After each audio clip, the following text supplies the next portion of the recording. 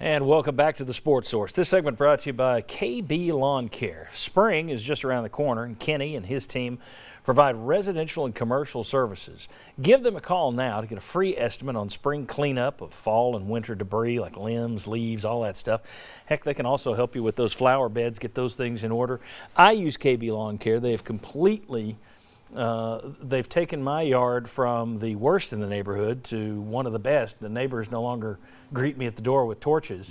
KB Lawn Care, just spectacular work. They do commercial business, they do residential business, and they do it all over Knoxville. Knoxville's best lawn care is KB Lawn Care. All right, this is the final word. 90 minutes has led to this. It's time for the final word. I am going to be allowed to fulfill my destiny. Only on the Sports Source. Here and talk about the Knoxville News Sentinel's numbers. They requested UT's actual attendance numbers via Freedom of Information Act. Jimmy Himes is pretty good at guessing these numbers. He has done it over the years, and he always, UT folks that he talks to over there usually say he oversells it. And he didn't have his numbers are as high as what the Sentinel got from UT. But the announced attendance, was always over 90,000. The actual attendance that they turned over to the Sentinel, BYU was the only game this year that drew more than 80,000 at home. All the others were between 70 and 80,000. There were some games where there weren't 70,000 people in there. Anyone who was, could see that on television or in the building. But my question is, and here's the thing, we talked about how the basketball numbers went up last year, so this isn't some dig. But does this tell you anything about schedule? Does this tell you anything about just college football in general? The fact that Tennessee started poorly, there's no question. I understand why people didn't go middle of the year. But UAB and Vandy, bad crowds, real bad crowds for UAB Vandy. End of the year, you turned it around, you're going for a bowl game. People aren't there. Is that because it's cold, it's November, I'm not getting out of the house? Is that because I don't care about UAB or Vandy? Give me a better game to watch. What do you take away from these numbers, if anything? I'm going to go a little bit with give me a better game to watch on some of these.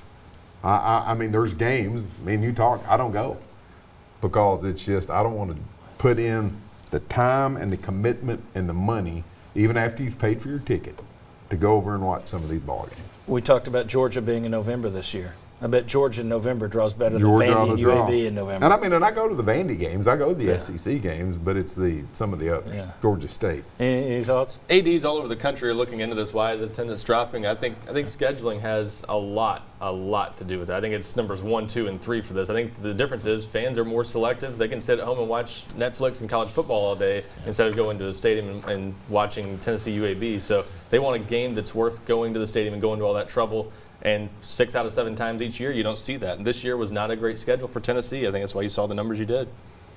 Yeah, I think Ryan hit with the selective and the worth it bar for fans on deciding, should I go, should we go, or should we stay? I think that has raised through the years. It's not the way it used to be, but the schedule is certainly a big factor. And I think that there was still a residual there at the end. People just didn't fully buy in. You get about 10 seconds here, Josh. Yeah, they've created reasons for fans to stay home. What you can watch on TV, if it's as good of an option or just adds to instead of going to the stadium. So to correct it, I would say win, but win at the highest level. If you're an elite program, fans will come out for the lesser games. Yeah. Very good. All right, I agree with you. I think also it's the fact it's just the sheer volume of games on television. You can watch 20 games. It's not just I'm picking Tennessee versus this other game. I got to watch 20 games instead of going to this one. Watch from 9 in the morning until 3 in the morning. Thanks to these guys. Thanks to you for watching every week. We really appreciate it. And we'll see you right back here next Sunday.